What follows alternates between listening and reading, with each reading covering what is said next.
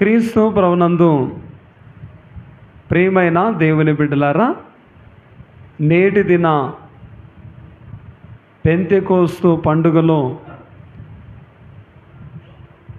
ఏకీభవించిన మీకెల్లరకు మన ప్రభువైన యేసుక్రీస్తు నామమున కృపా సమాధానములు దేవుడు మెండుగా అనుగ్రహించునుగాక. పండుగ దీవెనలు దేవుడు మీ మీద మెండుగా కృమ్మరించునుగాక. ఆమె యోవేలు ప్రవక్త ద్వారా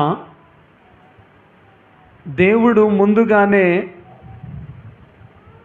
పరిశుద్ధాత్మను గూర్చి ప్రవచింప చేసినట్లుగా మనం ఇందాక వాక్యాన్ని మనం చదువుకొని ఉన్నాము.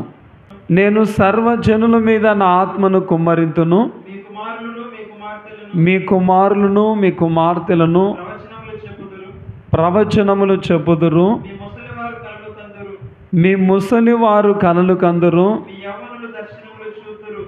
మీ యవనులు దర్శనములు చూతురు. ఆ దినములలో నేను పనివారి మీదను పనికత్తెల మీదను నా ఆత్మను కుమ్మరింతును. కాబట్టి ఇది ఒక ప్రవచనము. ఆత్మ కృమ్మరింపు జరగకముందే యోవేలు ప్రవక్త ద్వారా ఈ ప్రవచనాన్ని ప్రవచింప చేసినట్లుగా మనం ఎరిగిన వారమై ఉన్నాం. అలాగే బాప్తిస్మమిచ్చు యోహాను గారు కూడా ప్రవచించారు. నేను నీళ్లతో బాప్తిస్మమిచ్చుచున్నాను, కానీ నా వెనుక వచ్చువాడు నాకంటే శక్తిమంతుడు, ఆయన పరిశుద్ధాత్మతోనూ అగ్నిలో మీకు బాప్తిస్మమిచ్చును అని పరిశుద్ధాత్మను గూర్చిన ప్రవచనాన్ని ఇక్కడ యోహాను గారు కూడా ప్రవచించినట్లుగా మనం చూస్తూ ఉన్నాం. అలాగే మన ప్రభువైన యేసుక్రీస్తు వారు కూడా శిష్యులతో చెప్పారు, మీరు పరిశుద్ధాత్మ అనబడే బాప్తిస్మాన్ని పొందెదరు అని చెప్పినట్లుగా మనం చూస్తూ ఉన్నాం. మరి వీటన్నిటికీ నెరవేర్పుగా యేసు ప్రభువారు ఆరోహణమైన తర్వాత శిష్యులందరూ కొంతమంది దాదాపుగా 120 మంది మేడగదిలో వారు ప్రార్థించుచు పరిశుద్ధాత్మ కొరకు కనిపెట్టుచుండగా పరిశుద్ధాత్మ వారి మీదికి వచ్చినట్లుగా అన్య భాషలతో వారు మాట్లాడినట్లుగా మనం చూస్తూ ఉన్నాం. పెంతెకోస్తు అను మాటకు 50 దినములు లేక 7 వారముల పండుగ అని చెప్పుకోవచ్చు. అక్కడ ఏమి వ్రాయబడింది అపోస్తుల కార్యముల గ్రంథములో? పెంతెకోస్తు పండుగ దినము వచ్చినప్పుడు అందరూ ఒక చోట కూడి ఉండిరి. ఇది యూదుల పెంతెకోస్తు పండుగ.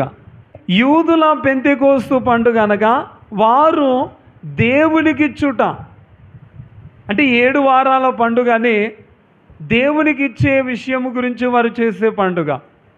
మన పెంతెకోస్తు పండుగ అంటే మనము పుచ్చుకొనుట, దేవుని దగ్గర నుండి మనము పుచ్చుకొనుట. ఏమేమి ఆయన ఇచ్చివేశారు మనం పుచ్చుకున్నామంటే చాలా ఉన్నాయి, చెప్పడానికి వీలు పడదు. ప్రధానముగా ఈ సృష్టిని మన కొరకు ఆయన ఇచ్చివేశారు. అంతేకాదు కుమారునే మన కొరకు, యేసుక్రీస్తు వారినే మన కొరకు ఆయన ఇచ్చివేశారు, మనం పుచ్చుకున్నాం. అంతేకాదు దైవ గ్రంథమైన ఈ బైబిల్ను ఆయన ఇచ్చివేశారు. అంతేకాదు ఈ యూదుల పెంతెకోస్తు పండుగ దినమున కూడా పరిశుద్ధాత్మను ఆయన ఇచ్చివేశారు సంఘం మీదికి. కాబట్టి ఈ 120 మంది మీదికి పరిశుద్ధాత్మ రావడమే, దీన్నే పరిశుద్ధాత్మ బాప్తిస్మము, పరిశుద్ధాత్మ కుమ్మరింపు, పరిశుద్ధాత్మ అభిషేకము అని అనుచున్నాము. మన జీవితాల్లో ఎప్పుడు ఈ పండుగ అంటే, ఎప్పుడైతే మనం ఆత్మను పొందుతామో, పరిశుద్ధాత్మను పొందిన అనుభవంలోనికి మనం వస్తామో అప్పుడే మనం ఈ పండుగ చేయగలిగిన వారం. ఆదిమ సంఘము 10 దినాలు ఉపవాసం ఉండి ప్రార్థించి పరిశుద్ధాత్మ కొరకు కనిపెట్టుచుండగా దేవుని ఆత్మ వారి మీదికి వచ్చినట్లుగా మనం చూడగలుగుతూ ఉన్నాం. కాబట్టి ఈవేళ పరిశుద్ధాత్మ బాప్తిస్మము చాలా ప్రాముఖ్యమైంది. ఎందుకంటే బైబిల్ ఏం చెప్తుందంటే, ఆత్మ గలవాడు నావాడు, ఆత్మ లేనివాడు. ఎంత ప్రమాదకరమైన మాట ఇది. మనం ఆత్మను పొందితేనే మనం ఆయన వారం, మనం ఆయన బిడ్డలము. అందుకే బాప్తిస్మాలు 2 రకాలు అని చెప్పుకుంటూ ఉన్నాం.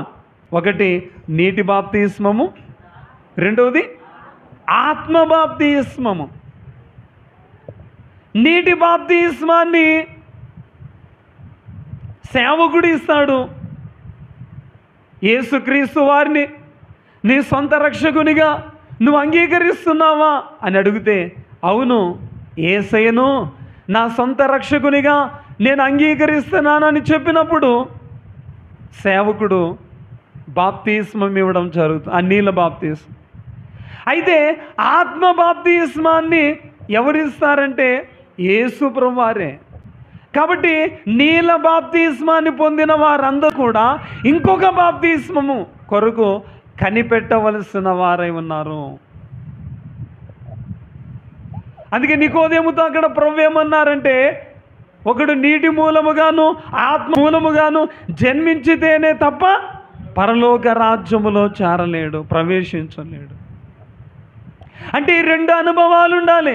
నీళ్ళ బాప్తిస్మాన్ని పొందితే సరిపోదు, ఆత్మ బాప్తిస్మాన్ని పొందిన అనుభవంలోనికి రావలసిన వారమై ఉన్నామని దేవుని సేవకునిగా మనవి చేస్తూ ఉన్నాను. అయితే మరి పరిశుద్ధాత్మను మనం ఎప్పుడు పొందుతాం? ఆదిమ సంఘం అయితే యేసు ప్రభువారు ఆరోహణమైన తర్వాత 10 రోజులకు వారు పొందారు. మరి బాప్తిస్మాన్ని పొంది మనం ఎన్ని రోజులైంది, ఎన్ని నెలలైంది, ఎన్ని సంవత్సరాలైంది? ఆత్మను పొందిన అనుభవము నీకు ఇంకా లేదేమో. పొందిన వారు ఉన్నారు, కానీ పొందని అనుభవం ఉందేమో. చాలా ప్రమాదం. ఖచ్చితంగా పరిశుద్ధాత్మ బాప్తిస్మము చాలా అవసరమై ఉంది. ఎందుకంటే పెళ్లి కుమార్తెగా ఆ వరుసలోనికి మనం తయారు కావాలంటే మన సొంత శక్తితో, మన సొంత జ్ఞానముతో కానే కాదు. కానీ ఏలియాజరు ఎలాగో రిబ్కాను పెళ్లి కుమార్తెగా తయారు కావడానికి ఏలియాజరు ఎలాగో దోహదపడ్డాడో, ఇదిగో పెళ్లి కుమార్తెగా మనం తయారు కావాలంటే పరిశుద్ధాత్మ అనబడే ఏలియాజరు మనకు ఖచ్చితంగా అవసరమై ఉన్నది. నేడో రేపో మధ్య ఆకాశములోనికి యేసు ప్రభువారే రానై ఉన్నారు. మధ్య ఆకాశములోనికి రానై ఉన్న ప్రభువును మనం కలుసుకోవాలంటే పెళ్లి కుమార్తెగా మనం తయారు కావాలి.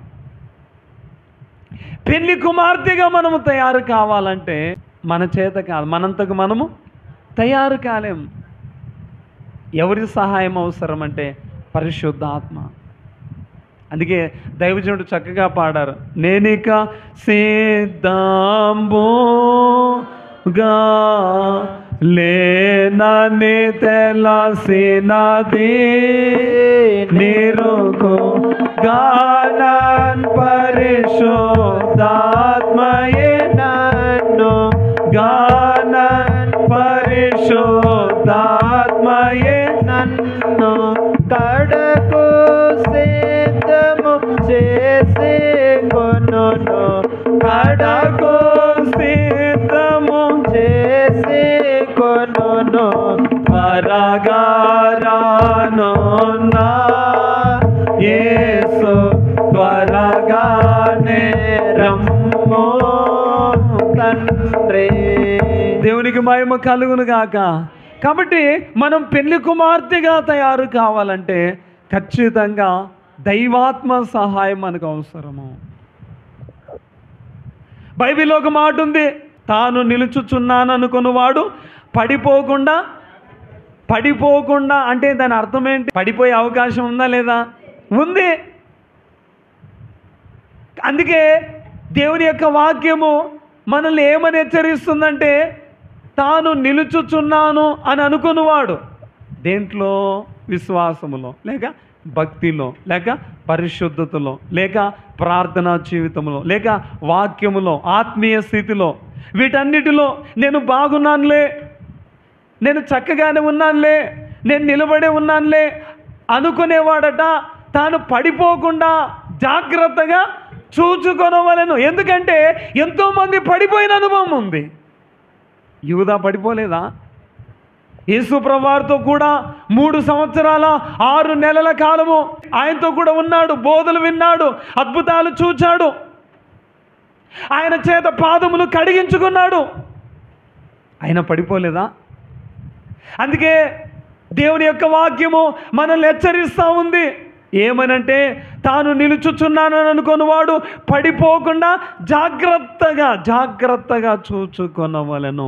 మనం ఎంత జాగ్రత్తగా చూచుకున్నా పడిపోయే అవకాశం చాలా ఎక్కువగా ఉంది. అవునా కదా? ఏదో ఒక రకంగా సైతాను ఉద్దేశము నిన్ను పడగొట్టాలనే. ఈ సైతాను గారి ఉద్దేశం ఏంటంటే, వానితో కూడా నిన్ను నరకానికి తీసుకొని వెళ్ళడానికి.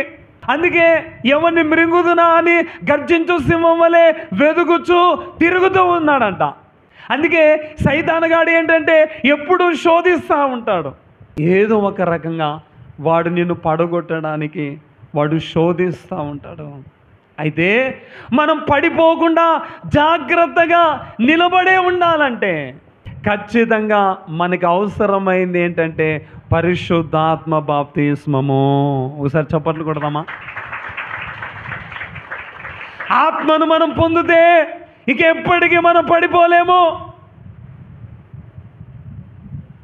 ఆత్మ నిన్ను నిలువబెడుతుంది, చక్కగా భక్తిలో నిన్ను నిలువబెడుతుంది, విశ్వాసములో నిలువబెడుతుంది, వాక్యములో నిన్ను నిలువబెడుతుంది, ప్రార్థనలో, దైవ సన్నిధిలో, పరిశుద్ధతలో. ఈవేళ ఈ అంత్యకాలములో చాలామంది విశ్వాసులు, చాలామంది క్రైస్తవులే పరిశుద్ధతను కాపాడుకోలేకపోతున్నారు. పెద్ద పెద్ద భక్తులే పరిశుద్ధతను కాపాడుకోలేకపోతున్నారు. అయ్యగారు చెప్పారు, తాటి చెట్టు అది నరికినప్పుడు ఎలాగ పడిపోతుందో అలాగ పడిపోతున్నారట. పరిశుద్ధతను కాపాడుకోలేకపోతున్నారు, పరిశుద్ధతలో పడిపోతున్నారు.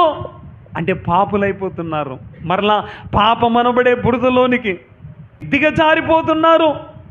ప్రియమైన దేవుని బిడ్డలారా, కాబట్టి మనం పడిపోకుండా మనల్ని నిలువబెట్టేది పరిశుద్ధాత్మ. అందుకే పరిశుద్ధాత్మను మనము పొందవలసిన వారమై ఉన్నాము. చాలామంది పరిశుద్ధాత్మ అంటే ఒక గాలి అనుకుంటున్నారు. పరిశుద్ధాత్మ అంటే అదొక శక్తి అంటారు. శక్తే కావచ్చు, కానీ త్రిత్వములో ఒకరు ఆయన. తండ్రి అయిన దేవుడు, కుమారుడైన దేవుడు, పరిశుద్ధాత్మ దేవుడు. ఆయన దేవుడే. అయితే మనం పరిశుద్ధాత్మను మనం పొందినట్లయితే దేవుని మనం పొందినట్లే. పరిశుద్ధాత్మ నీ మీదికి, నీలోనికి వచ్చినట్లయితే దేవుడు నీలోనికి వచ్చినట్లే. కాబట్టి ఖచ్చితంగా ఆత్మను మనం పొందగలిగిన వారమైతే మనము ఎన్నటికీ మనం పడిపోము. ఎందుకంటే పడిపోకుండా మనల్ని చక్కగా నిలువబెట్టేది. అందుకే కదా యేసుకేలు అంటాడు, ఆత్మ నాలోనికి వచ్చి నన్ను చక్కగా నిలువబెట్టాను. ఈవేళ చక్కగా నిలబడలేకపోతున్నారు చాలామంది. అయితే ఆత్మలీనోనికి వచ్చినప్పుడు నిన్ను చక్కగా నిలబెడుతుంది. అంటే ఈ శరీరంలో ఏముందంటే మనం ఏమి చేయకూడదు అనుకుంటామో అదే చేస్తున్నాం. ఆ బలహీనత ఉంది. కానీ ఆత్మ మనలోనికి వచ్చినప్పుడు అన్నీ సెట్ అయిపోతాయి, అన్నీ సెట్ రైట్ అవుతాం. అందుకే పరిశుద్ధాత్మ బాప్తిస్మము చాలా అవసరమని దేవుని సేవకునిగా నేను మనవి చేస్తూ ఉన్నా. ఒకటి గుర్తుపెట్టుకోండి, మనం ఈ లోకంలో దేవుని బిడ్డగా మనం జీవించాలంటే ఖచ్చితంగా పరిశుద్ధాత్మ బాప్తిస్మము మనకు అవసరమై ఉన్నది. అంతేకాదు, మనం శోధనలు జయించాలన్నా, లోకాన్ని, శరీరాన్ని, అపవాదిని మనం జయించాలన్నా పరిశుద్ధాత్మ శక్తి లేకుండా మనం జయించలేము. రేపొద్దున మేఘం ఎక్కాలన్నా, నేడో రేపు మధ్యాకాశంలోనికి ప్రభువు రానే ఉన్నారు. ప్రభువును మనం కలుసుకోవాలన్నా ఖచ్చితంగా పరిశుద్ధాత్మ మనకు అవసరము. భక్తుడు పాడారు కదా, పరిశుద్ధాత్మ లేనిది జీవము లేని బ్రతుకన్నారు. అంటే శవముతో సమం. పరిశుద్ధాత్మ లేనిది వర్షము లేని పైరు. వర్షము లేని పైరు ఎలాగుంటుందో అంటే ఎండిపోయినట్లుగా, చచ్చిపోయినట్లుగా ఉంటుంది కదా. ఆత్మ లేకపోతే మనము కూడా, మన ఆత్మీయ జీవితం కూడా ఏమవుతుందట? ఎండిపోతుంది. మనం సంపాదించుకోవాల్సింది ఏంటంటే ఆత్మను పొందుట. వారానికి ఒక్కసారైనా ఉపవాసం ఉండి మనం అడగవలసింది ఏంటో తెలుసా? పరిశుద్ధాత్మ. దేవునికే స్తోత్రము కలుగును గాక. అయితే పరిశుద్ధాత్మ ఎందుకు నడిపింపు అవసరము అంటే మొదటి కారణం ఏంటంటే మనల్ని మనము నిర్దేశించుకోలేము. అంటే దేవుని సహాయం లేకుండా మనల్ని మనము నిర్దేశించుకోలేము. మనకొక నిర్దేశాన్ని చూపించేవారు పరిశుద్ధాత్మ దేవుడు. ఇలా చేయి, అలా చేయి అని మనం నడిపించేది పరిశుద్ధాత్మ. అందుకే మనకు పరిశుద్ధాత్మ నడిపింపు అవసరము. పరిశుద్ధాత్మ దేవుడు మనల్ని నడిపించాలని మనము కోరుకోవడానికి గల మరొక కారణం ఏంటంటే పరిశుద్ధాత్మ సహాయం లేకపోతే లౌకికాత్మ మనల్ని తప్పుదారికి నడిపించే ప్రమాదం ఉంది. పరిశుద్ధాత్మ నడిపించాలని మనం కోరుకోవడానికి గల కారణం ఏంటంటే ఈ లోకానికి వచ్చిన దేవుని కుమారుని, తన సొంత కుమారుని పరిశుద్ధాత్మతో నడిపించారు కనుక మనము కూడా పరిశుద్ధాత్మ చేత నడిపించబడ్డం అనబడేది చాలా ప్రాముఖ్యమైన విషయమని మనవి చేస్తూ ఉన్నాను. అంతేకాదు, ఇక నాలుగోదిగా పరిశుద్ధాత్మ నడిపింపును అనుసరించే వాళ్ళలో దేవుని మంచి లక్షణాలు పెంపొందించబడతాయి. సరే, మంచిది. అయితే పరిశుద్ధాత్మ నడిపింపును మనం ఎలా పొందగలుగుతాం? అపోస్తుల కార్యముల గ్రంథంలో 2వ అధ్యాయం 38వ వచనాన్ని చదవండి ఒకసారి. మీరు మారు మనస్సు పొంది పాప క్షమాపణ నిమిత్తము ప్రతివాడు యేసుక్రీస్తు నామమున బాప్తిస్మము పొందుడి. ప్రతివాడు యేసుక్రీస్తు నామమున బాప్తిస్మము పొందుడి. అప్పుడు మీరు పరిశుద్ధాత్మను వరము పొందుదురు. పరిశుద్ధాత్మ అనబడే వరము లేక పరిశుద్ధాత్మ అనబడే బాప్తిస్మాన్ని మీరు పొందుతారు అని చెప్తున్నారు. కాబట్టి పేతురు గారు ఇక్కడ ఏమన్నారంటే మీరు ముందుగా మారు మనసు పొంది బాప్తిస్మము పొందుడి. ముందుగా ఈ కార్యము జరగాలి. అప్పుడే మనము తర్వాత బాప్తిస్మాన్ని అంటే పరిశుద్ధాత్మ బాప్తిస్మాన్ని పొందగలిగే అవకాశం ఉంటుంది. మారు మనసు పొంది నీటి బాప్తిస్మాన్ని మనం పొందాలి. బాప్తిస్మం ఎలా పొందాలో చెప్పారు. ఎన్ని రకాలుగా? ఒకటి నమ్మి పొందాలి, రెండోది మారి పొందాలి, ప్రార్థన చేసుకొని పొందాలి. ఇది అయిన తర్వాత పరిశుద్ధాత్మ బాప్తిస్మాన్ని పొందగలరు అని చెప్తున్నారు. ఇక రెండోదిగా పరిశుద్ధాత్మకు లోబడుట ద్వారా మరి పరిశుద్ధాత్మ ఆ నడిపింపును మనం పొందుకోగలుగుతాం. ఆత్మకు ఎప్పుడైతే మనం లోబడతామో ఆత్మ చేత మనము నడిపించబడతాము. మూడోది చూస్తే పరిశుద్ధాత్మ నడిపింపును పొందుకునేటటువంటి విధానం ఏంటంటే పరిశుద్ధాత్మ వెలుగులో వాక్యాన్ని ధ్యానించడం, వాక్యాన్ని వినడం. వాక్యం ఎలా వ్రాయబడింది చెప్పండి? ఎంతమంది వ్రాసారు? 40 గ్రంథకర్తలు ఉన్నా కానీ ఈ 40 మంది కూడా పరిశుద్ధాత్మ చేతనే రాశారు. కాబట్టి ఈ బైబిల్ గ్రంథము పరిశుద్ధాత్మ చేత వ్రాయబడింది. ఈ బైబిల్ గ్రంథము మనకు అర్థం కావాలంటే పరిశుద్ధాత్మ సహాయం కావాలి. వాక్యాన్ని శ్రద్ధగా వినడం ద్వారా దేవుని ఆత్మ చేత నడిపించబడడం జరుగుతుంది. పరిశుద్ధాత్మ ఆ వెలుగులో మనం వినకపోతే మనకేమి బోధపడదు, ఏం అర్థం కాదు. అందుకే చదివేటప్పుడు కానీ వాక్యం వినేటప్పుడు కానీ ఖచ్చితంగా పరిశుద్ధాత్మ సహాయాన్ని మనం కోరుకోవాలి. అందుకే భక్తుడు పాడాడు కదా, పరిశుద్ధాత్మ లేకుండా మనము బైబిల్ చదివితేనట చీకటి గదిలో సరుకులను వెతుక్కున్నట్టే అంట.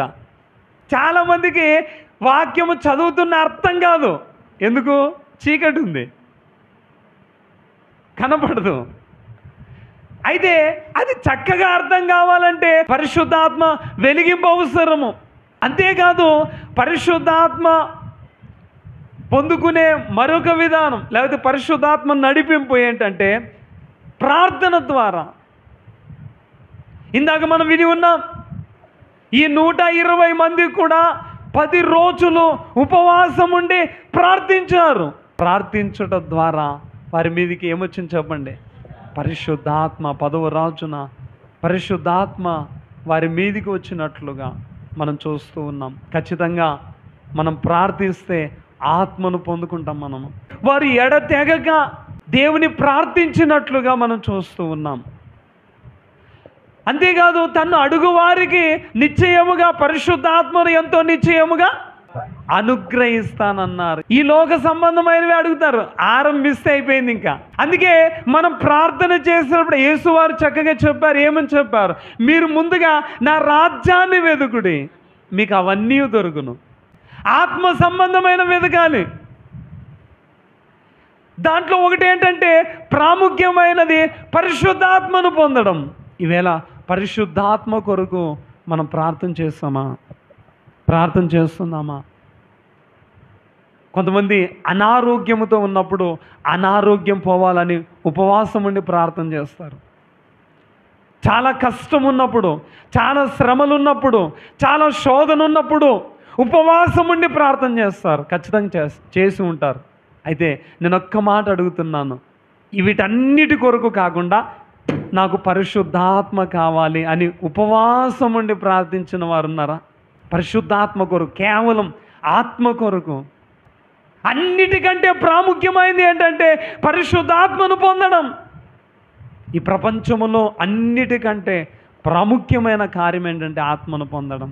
మరి అటువంటి దాని కొరకు మనం ఎంతగా ప్రార్థించాలి. ఖచ్చితంగా నువ్వు ప్రార్థన చేసిన ప్రతిసారి నువ్వు అడగవలసింది ఏంటంటే మొట్టమొదటిగా మీ ఆత్మతో నన్ను నింపండి.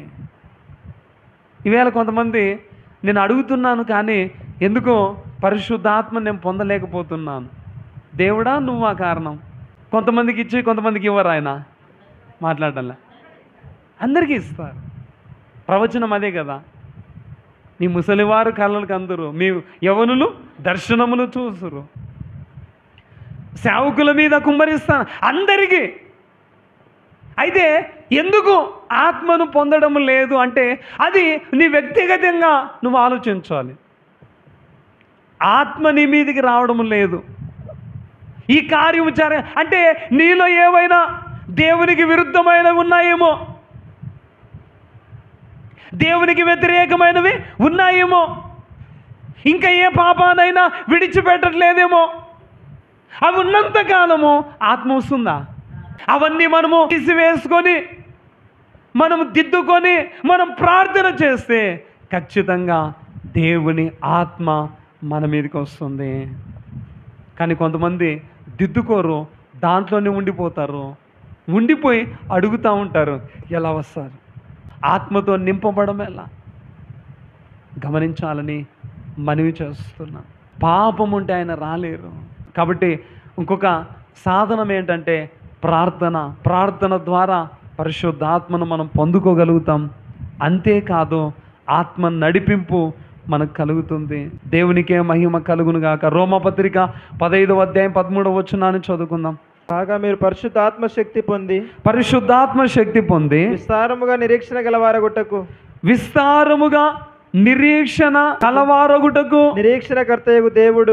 నిరీక్షణకర్తయగు దేవుడు విశ్వాసము ద్వారా సమస్తమైన ఆనందముతోను సమాధానముతోను మిమ్మును నింపును గాక. దేవునికి మహిమ కలుగును గాక. పరిశుద్ధాత్మ శక్తి పొంది విస్తారముగా నిరీక్షణ గలవారగుటకు, శ్రమలలో ఓర్పు నిరీక్షణ కలిగి కనిపెట్టుకొని ఉండుట ద్వారా పరిశుద్ధాత్మ నడిపింపు మనకు విస్తారముగా కలుగుతుంది. శ్రమలు వస్తాయి. ఆ శ్రమలో మనకేముండాలంటే ఓర్పు ఉండాలి, నిరీక్షణ ఉండాలి.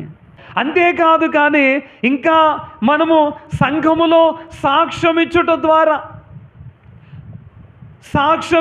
ద్వారా పరిశుద్ధాత్మ నడిపింపు మనకు కలుగుతుంది. సాక్ష్యం ఇవ్వాలి, దేవుని గూర్చి మనం ప్రకటించే వారిగా ఉండాలి. ఈవేళ సేవకుల మీదే కాదు,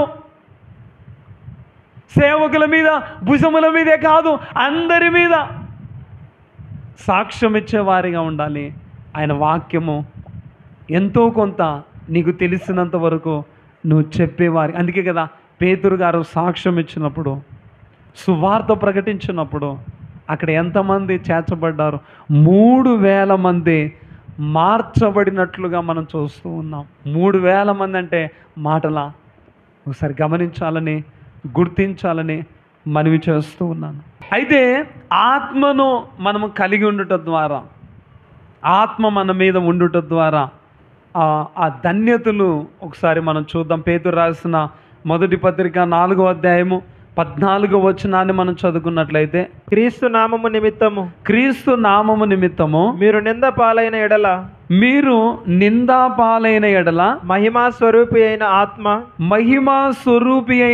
ఆత్మ అనగా దేవుని ఆత్మ మీ మీద నిలుచుచున్నాడు గనుక మీరు ధన్యులు. ఆత్మ మీ మీద నిలుచుచున్నాడు గనుక, ఆత్మ ఎవరి మీద నిలుస్తున్నారు?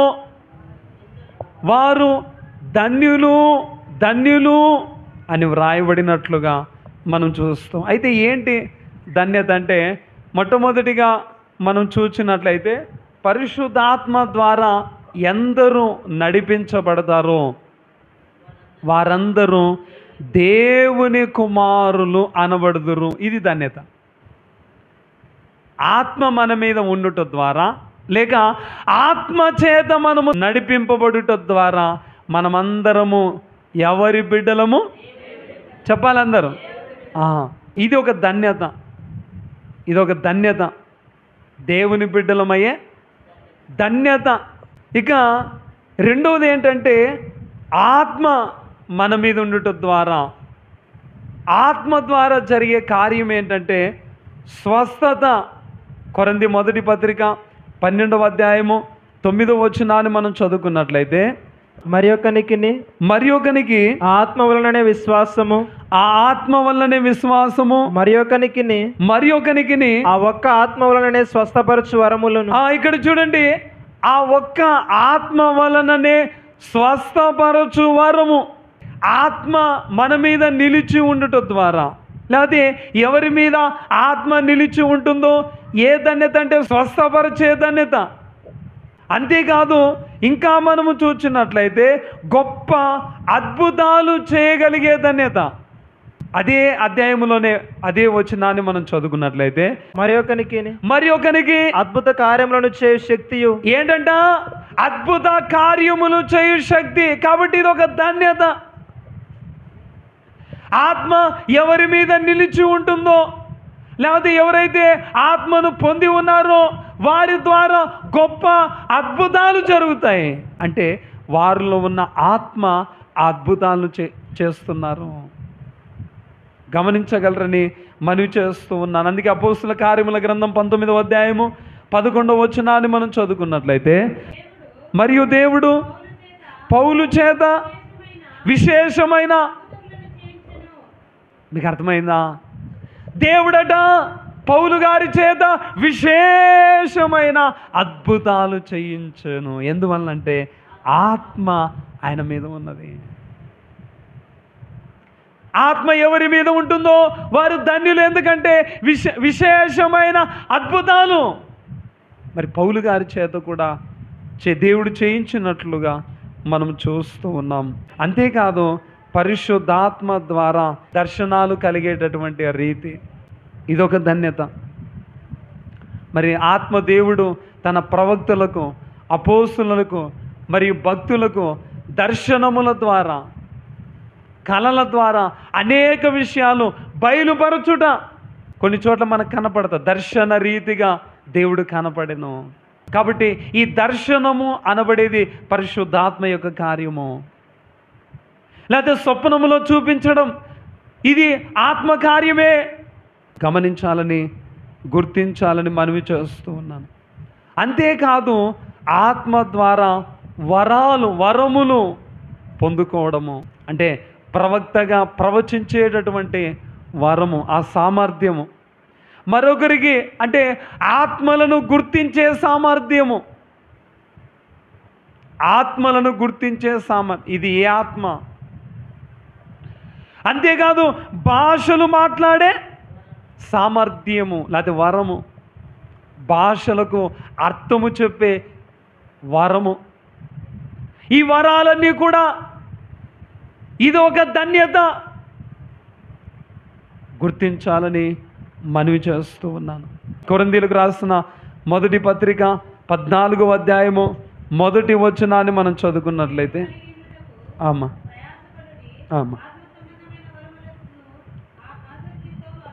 చూడండి ఏమంటున్నారంటే, ఆత్మ సంబంధమైన వరములను ఆసక్తితో అపేక్షించుడి. ఎవరు ధన్యులంటే ఆత్మను పొందినవారు. ఆత్మ ఎవరి మీద ఉంటుందో ఈ వరములు వారు పొందుకుంటారు. అందుకే ధన్యులు. అంతేకాదు దేవుని ఆత్మ ద్వారా దేవుని మర్మములను అర్థము చేసుకోవడము. కొరింథీయులకు రాసిన మొదటి పత్రిక 2వ అధ్యాయము 10వ వచనాన్ని మనం చదువుకున్నట్లయితే,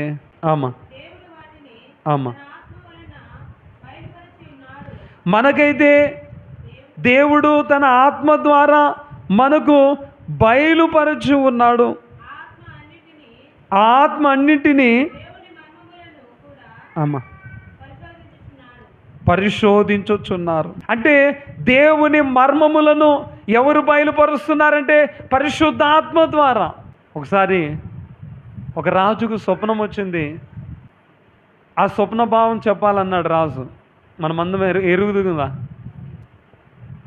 ఆ రాజ్యంలో ఉన్న వారందరినీ పిలిపించాడు. అందరూ వచ్చారు.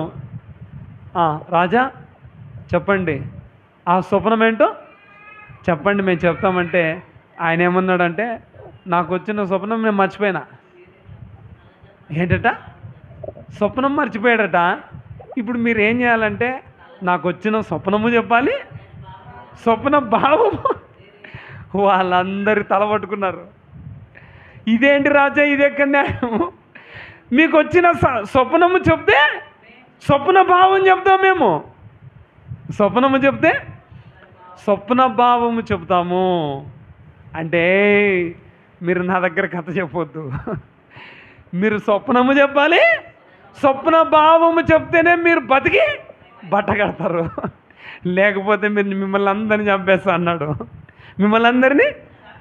అప్పుడు దానియేలు దగ్గరికి వచ్చింది ఈ వార్త. కొంచెం టైం తీసుకున్నాడు. అయితే ప్రార్థన చేయమన్నాడు తన స్నేహితుల్ని కూడా.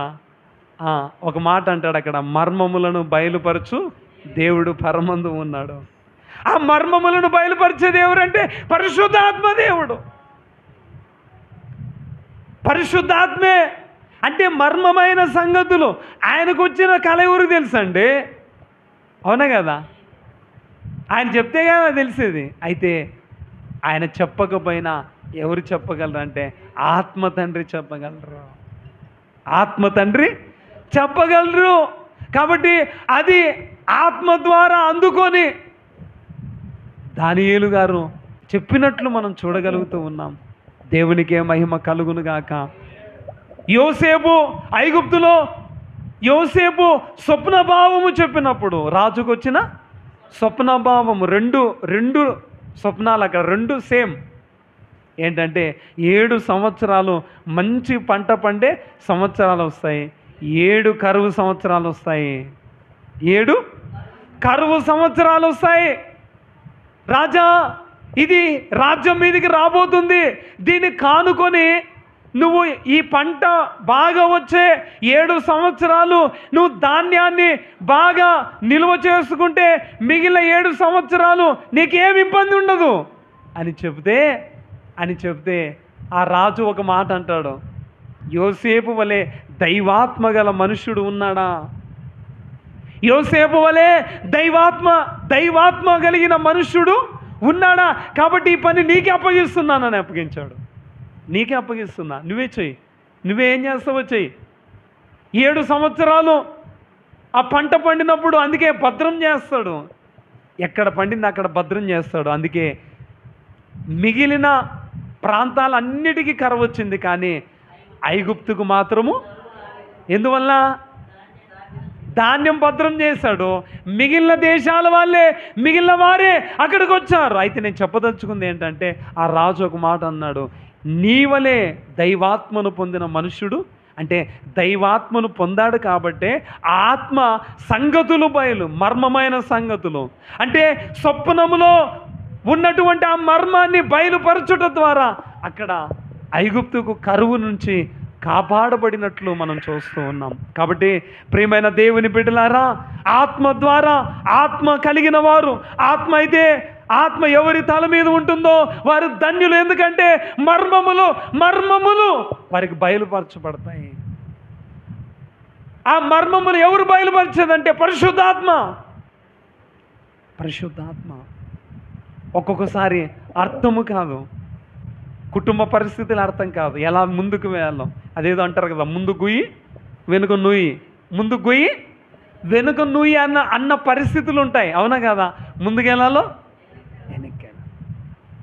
ఒక్కొక్కసారి అటువంటి టైంలో దేవుని ఆత్మ కలిగిన వారికి ఆయన దిశా నిర్దేశము అంటే ఏం చేయాలో ఆయన బయలుపరుస్తారు. గమనించాలని మనవి చేస్తూ ఉన్నాను. దేవునికే మహిమ కలుగును గాక. ఇక చివరిగా ఆత్మ ద్వారా సువార్త పరిచర్య బలముగా చేస్తారు. ఎవరి మీద ఆత్మ నిలిచి ఉంటుందో వారు బలంగా వాడబడతారు, బలంగా సేవ చేస్తారు, బలంగా దేవుని వైపు అనేకులను త్రిప్పుతారు. ఆత్మ నీ మీద నిలిచి ఉంటే మనము ధన్యులమే. అందుకే ఈవేళ ఆత్మ మన మీదికి రావాల్సిన అవసరత, మనలోనికి రావాల్సిన అవసరత, ఆత్మచేత నడిపించబడవలసిన అవసరత ఎంతైనా ఉంది. గమనించాలి. ఈవేళ చాలామంది దేవుని బిడ్డలమని చెప్పుకుంటూ దయ్యము చేత నడిపించబడుతున్నారు, దురాత్మ చేత. ఎందుకు? వారు చేసే పనులు అట్లా ఉంటున్నాయి. దయ్యము పనులు ఏంటో, పరిశుద్ధాత్మ పనులేంటో మనకు తెలియదా? తెలుస్తుంది కదా.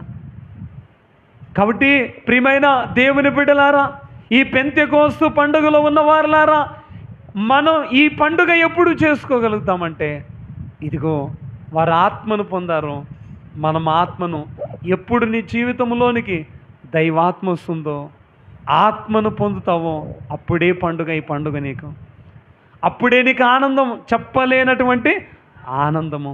కాబట్టి అన్నిటికంటే ప్రాముఖ్యమైనది ఏంటంటే, ధన్యత ఏంటంటే పెళ్లి కుమార్తె వరుసలోనికి మనము తయారవుతాం. ఆత్మ మన మీద నిలిచి ఉంటే పడిపోని వారిగా, నిలిచిన వారిగా నిలబడి పెళ్లి కుమార్తె వరుసలోనికి తయారై మేఘమెక్కుతాం.